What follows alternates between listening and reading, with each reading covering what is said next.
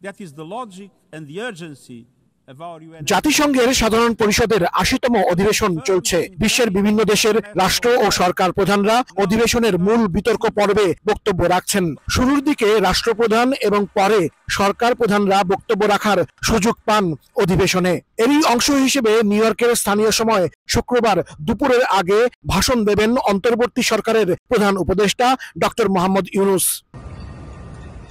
পররাষ্ট্র উপদেষ্টা তৌহিদ হোসেন সময় সংবাদকে জানিয়েছেন, অধিবেশনে প্রফেসর ইউনূস তার বিগত ১ বছরের শাসনামলের বিভিন্ন কর্মকাণ্ডের বর্ণনা তুলে ধরবেন। পাশাপাশি গণতন্ত্রের উত্তরণের পথে সরকার প্রধান যে আন্তরিক তা স্পষ্ট হবে বিশ্ব দরবারে। ভাষণে বাংলাদেশের আগামীর নির্বাচন নিয়ে বিশ্ব নেতাদের সুনির্দিষ্ট বার্তাও দেবেন প্রধান উপদেষ্টা। হাই লেভেল সেগমেন্ট যে ৩-৪ দিনে, ওখানে ২৬ তারিখে উনি তার বক্তব্য রাখবেন। সেটার আপনারা তখন জানতে পারবেন যে এক্স্যাক্টলি কি। এটাতে তো ন্যাচারালি তার সরকারের যেই এজেন্ডা সেটা সম্বন্ধে উনি বলবেন।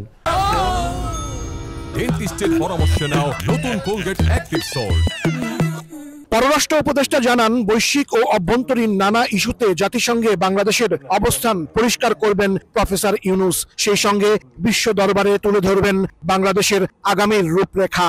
ডে ওয়ান থেকেই তো মূল লক্ষ্য ছিল যে কিছু রিফর্ম এবং তারপরে একটা ভালো নির্বাচন করে নির্বাচিত যারা হবেন, জনগণ যাদেরকে ভোট দেবে তাদের হাতে ক্ষমতা হস্তান্তর করা।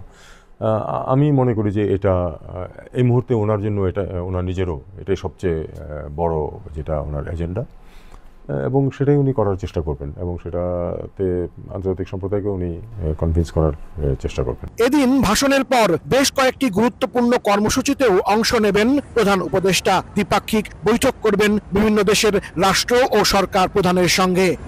সরকার প্রধান হিসেবে জাতিসংঘ সাধারণ পরিষদের অধিবেশনে এটাই কি হবে ডক্টর মোহাম্মদ ইউনূসের শেষ অধিবেশন?